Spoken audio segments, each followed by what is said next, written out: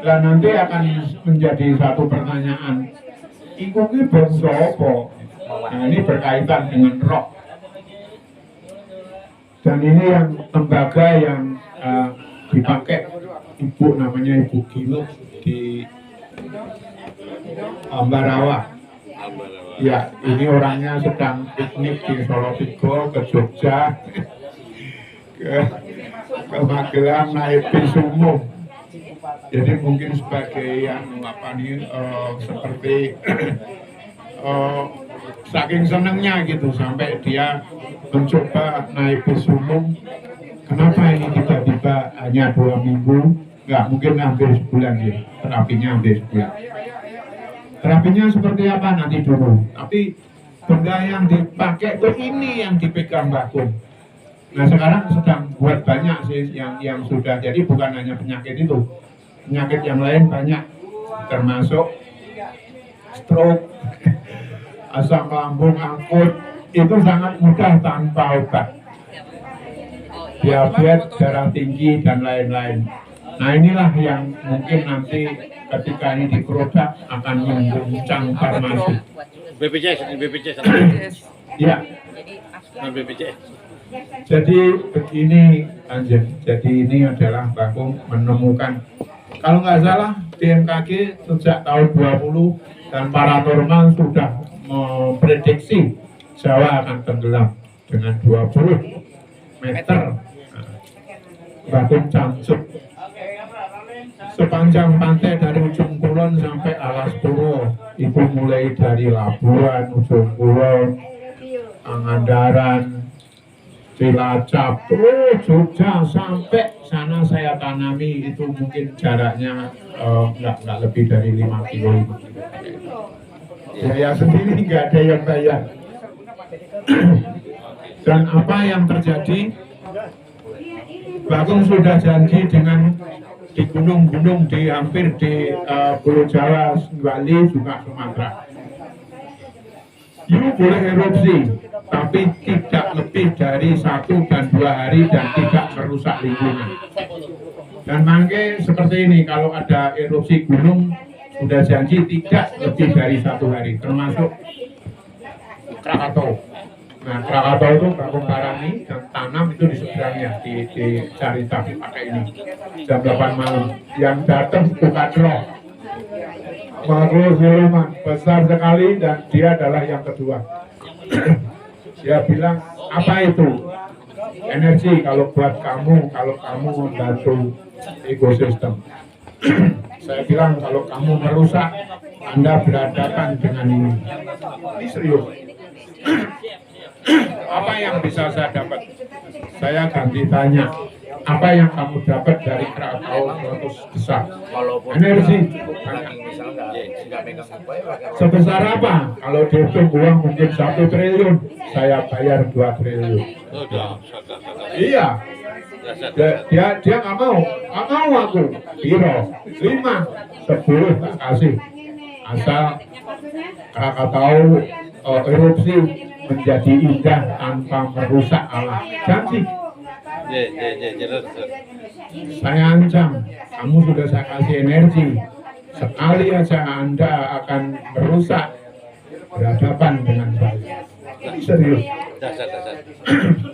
Dan ini akan saya ceritakan, Bagong berurusan dengan roh. Para roh agung, para roh kecil, di manapun. Jadi dengan sangat gampang sebetulnya untuk menyembuhkan orang kalau kesurupan. Cukup bawa fotonya Bagong di HP. Kalau ada yang pingsan, kesurupan dan nggak bisa sembuh, cukup ditunjukkan fotonya Bagong tanpa bayar.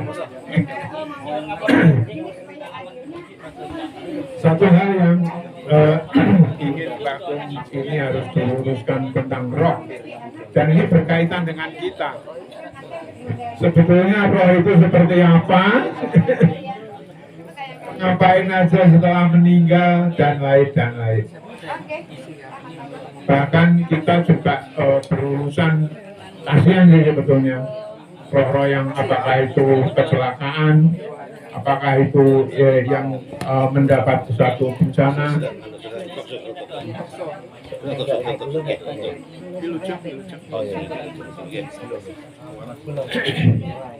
Nah, jadi monggo mungkin kita memang diskusi malam sore ini. Nek iso saya ojo turu sore. Ojo turu sore kaki. Ono dewa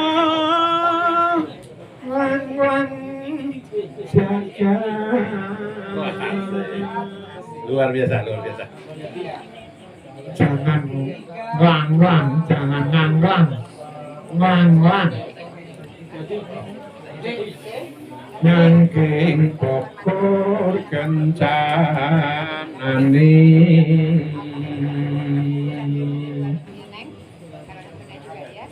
Isine tuh mau tetulan.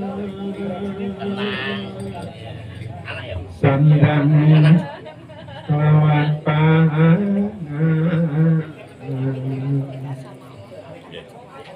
Joiku bagianipun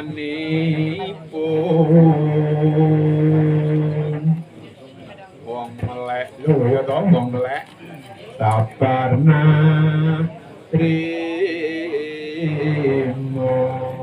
melek tapi nek gak sabar ya kayak kudade. Sabar nek turu ae ya ora nek kudade. Iki jarine wong tuwa lho. Monggo. Mungkin kita bisa diskusi, ada teman-teman yang sudah sering dolanan roh. Apakah itu kuntilanak, apakah itu hantu, apakah itu jin, bohong. Saya bilang bohong. Ketemu saya. Kalau memang sudah pernah ketemu, ayo mana orang sakti. Karena itu enggak seperti itu. Sekali lagi bahwa untuk bisa ketemu roh itu bukan menggunakan mata fisik. Tidak. Kalau ada yang menggunakan mata fisik ini, bohong. Kalau bisa bicara dengan roh, dengan mulut fisik, itu adalah bohong. Kenapa? Karena roh itu tidak di fisik. Ilmiahnya tidak seperti itu. Nah, ngobrol ini lah sebetulnya ternyata yang sudah berjalan ribuan tahun ini penuh kebohongan. Betul-betul penuh kebohongan. Tapi kita ikut percaya gitu loh. Ini yang menjadi masalah. Kalau kita percaya, bahkan kita percaya bahwa setelah meninggal kalau nggak masuk neraka, masuk surga. Nanti dulu, masuk surganya itu kapan? Mungkin sekian miliar tahun yang akan datang masih melalui. Kita ini masih di SD, belum SMP, belum SMU, belum S1, S2, S3, belum profesor, doktor dan lain. Kita ini baru TK naik SD. Ibunya bilang, "Bego nek gede jadi dokter." Begitu lulus TK aja jadi dokter gitu, benar gitu. Ada tuh, betul. Nah, terus ngapain roh-roh di alam astral itu di mana? Nah, di sini. Gini aja, foto nggak aja foto sekarang. Saya simpen di HP. Nanti kalau di Cina di sana ada orang kesurupan, tunjukkan fotonya Mbak Kong. Yang Cina nih, justru yang Jawa. Dia ini bangun bilang, that's Mbak. Dan apa yang terjadi? Dia keluar dan dia pergi. Kenapa? Takut? Bukan. Nah, disinilah sebetulnya yang harus kita. Jadi ini terjadi di Mesir, juga terjadi di Korea ketika Mbak ke sana. Di Korea itu di sebuah apa namanya seperti di tempat-tempat barang kuno itu museum. Di museum itu baku kayak dikintiri anak-anak TK itu. Padahal ini siang hari. Anehnya padahal roh itu tidak suka dengan cahaya matahari. Sangat tidak suka. Jadi kalau siang itu tenggelam di dalam tanah yang sangat dalam. Dia milih yang ada pohonnya karena nanti kalau ngerembet ke atas gampang melalui akar lebih malam. Untuk cari apa muncul energi. Nah, kita tidak pernah membahas yang namanya energi. Kita tidak pernah membahas namanya hukum alam atau hukum semesta, hukum ilahi. Yang kita bahas adalah doa dan surga. Padahal ada satu hukum yang harus kita tahu, kita paham dan kita sikapi dengan benar. Ya, mungkin. Ada yang ingin bertanya boleh? Oh iya boleh. Ini aku ngoceh karena gak ada yang teko. Iya. Monggo. Aduh, Masya Allah, Alhamdulillah, ya Allah. Malam hari ini adalah malam luar biasa.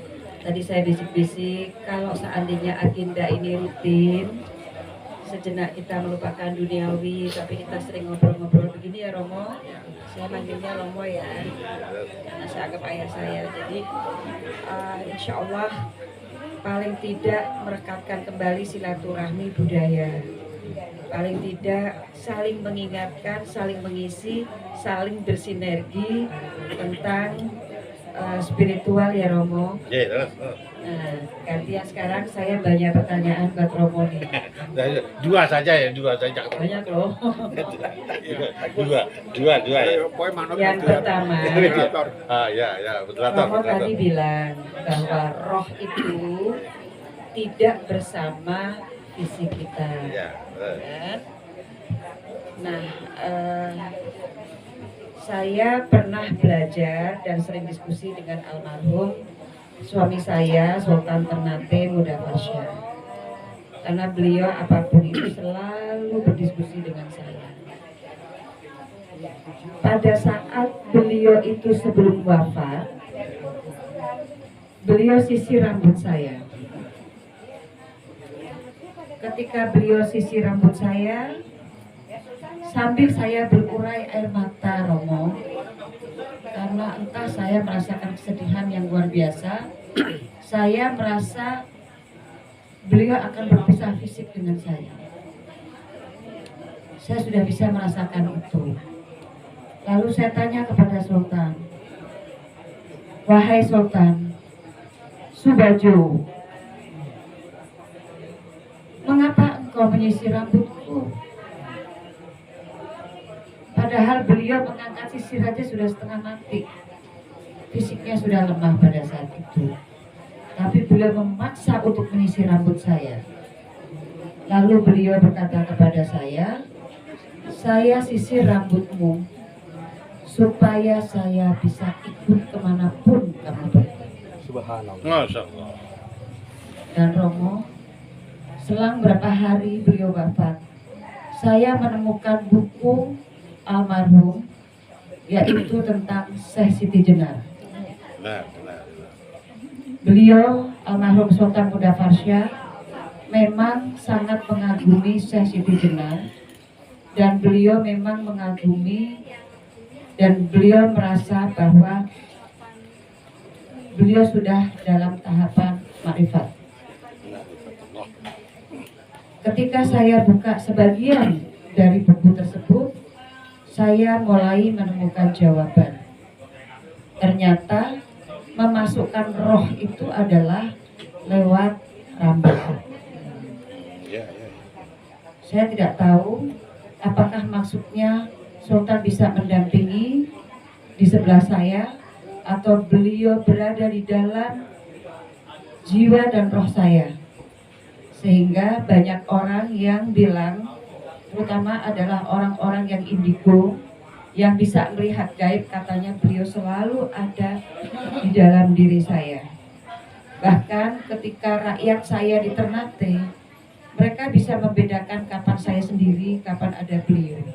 Itu dari cara saya berbicara dan dari cara tangan saya yang berbeda, selalu mengetuk-ngetuk seperti yang sering dilakukan oleh almarhum Sultan.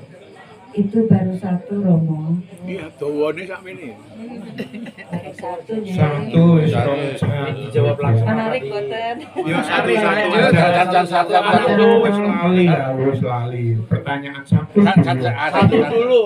Baiklah Romo, saya menunggu karena saya nggak sabar supaya Romo yang itu banyak ditanyakan? menjelaskan kepada saya dan kita semuanya ya. Kita ajaran sekitar. Monggo Romo. Ye, Gini, ye, bentar. Kalimantan itu roh anunya apa sistem kehidupan rohnya beda dengan Jawa, beda dengan di Ternate, beda di Bali. Tadi kan yang di Kalimantan apa di mana? Di Ternate. Ternate ya. Ye. Nah, jadi hampir semua zona itu beda-beda. itu sisi lain nanti kita bahas karena itu panjang. Spesifik, babnya khusus. Kita hampir tidak pernah tahu, mungkin di dunia itu hanya 1-2 yang tahu bahwa semua orang, tapi tidak semua orang itu punya yang disebut sang roh genetik. Sang roh genetik itu adalah sumber roh kita. Nah, sumber roh kita ini yang mendampingi, yang mengawal, yang menjaga, yang menuntun kita, walaupun tidak selalu, tapi dalam super detik ada masalah dia datang. Itu dulu. Dan si sang roh genetik itu biasanya bukan biasanya, memang ditetapkan terah ke-8 ke atas, 7 ke bawah tidak. Jadi bapak ibu, sifat, kakek, buyut, canggah, wareng, utek-utek, gantung sibuk tidak.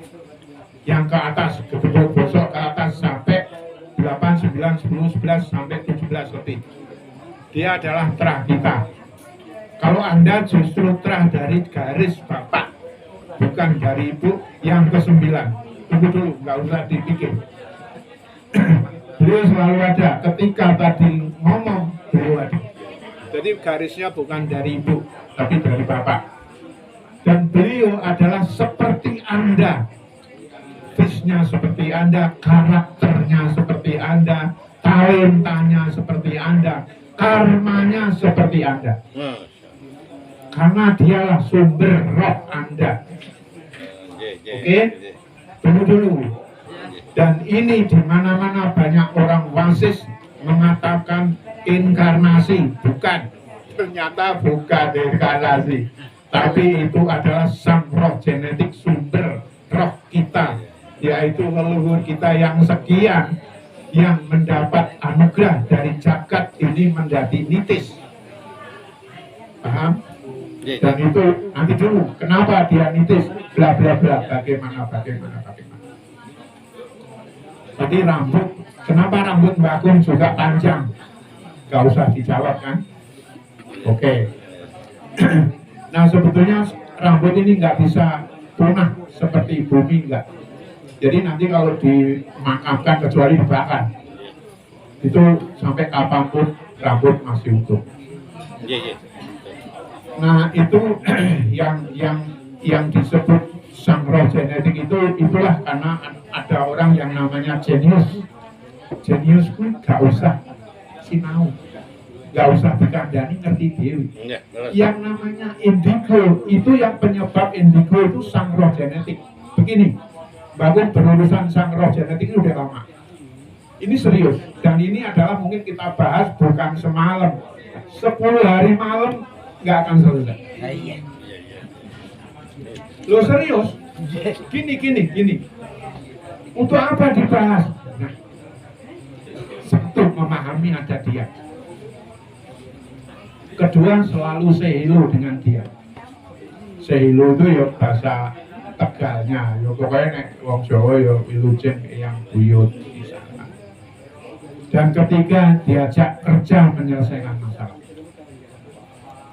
Masalah yang kita selalu begini, kita selalu kadang kita sadar bahwa punya keinginan atau menolak keinginan itu belum tentu Anda. Belum tentu. Anda rasakan lama-lama tahu bahwa itu eyang. Paham? Yes. Nah, itu tadi adalah yang ingin Mbak Agung sampaikan, sang roh ini berlapis-lapis. Yang di dalam itu adalah sang roh. Roh bener, itu dilapis beberapa lapis yang disebut sukma. Sukma ini ada sukma kawakas, sukma suci, dan sukma sejati. Nah, lapisan-lapisan energi ini ada yang given, ada yang karena ulah dari roh yang panjang itu sendiri, dan memang kawan pribadi. Lapisan berikutnya adalah jiwa. Jiwa inilah yang membawa kita setelah meninggal itu seperti apa. Dari jiwa murni, kesadaran bahwa sadar jiwa itu, jiwa metafisik supranatural yang lebih tinggi, sampai jiwa-jiwa yang buruk. Nah, makanya sebetulnya sering orang ketemu roh, belum tentu itu roh. Itu mungkin sukma, itu mungkin jiwa. Ini yang Mbak Gung ingin katakan. Untuk membedakan perlu jam terbang dan energi orangnya itu sendiri. Nah, yang ingin Mbak Gung katakan jangan dilanjut. Kalau di TV itu ada kuntilanak, ada hantu, ada setan, ada jin. Jangan stop. Itu adalah roh-roh leluhur kita yang menderita. Serius. Serius. Kita nanti kayak gitu digitukan. Mereka itu tahu dari apa? Dari ketoprak, dari film, dari umbul-umbul. Jadi kita ikuti gitu loh. Sampai dibentuknya ada kuntilanak, sundel bolong, ada pocong segala macam. Tidak seperti itu. Mereka sudah tidak punya fisik. Kalau ada bohong, untuk melihat roh itu dengan mata batin, dan dapatnya itu sekian super detik seperti kita blades-nya kamera. Blades. Tapi seperti lama sekali nggak hilang. Serius. Seperti apa? Beda-beda. Pencapaiannya beda-beda ya. Karena memori yang ada di otak kita yang bekerja. Iya, terus. Kalau memorinya orang Cina, nggak mungkin yang muncul Kanjeng Ratu Kidul. Ya. Percaya mbak aku. Sistem interpreternya ya. Iya, karena Anda ketemu karena memori Anda nonton. Bukan itu lukisan Basuki Abdullah apa yang dijual di pinggir-pinggir pantai itu. Sebetulnya tidak begitu. Ayo kita bongkar yang namanya Kanjeng Ratu, Mbak Gung berurusan dengan mereka. Apa yang sebenarnya? Ini serius.